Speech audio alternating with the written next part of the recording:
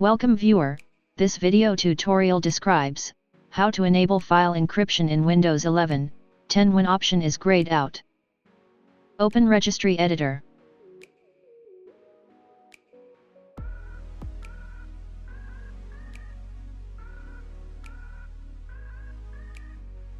Click and expand H key local machine, click and expand system, click and expand current control set.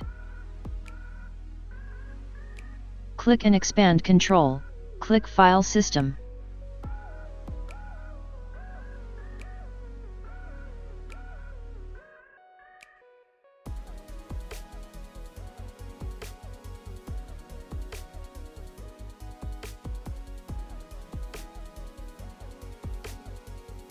Change value data to 0.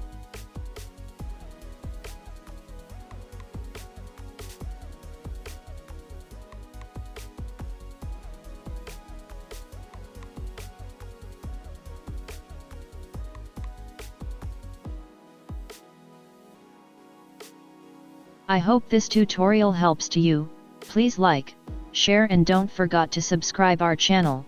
Thank you very much. See you next video.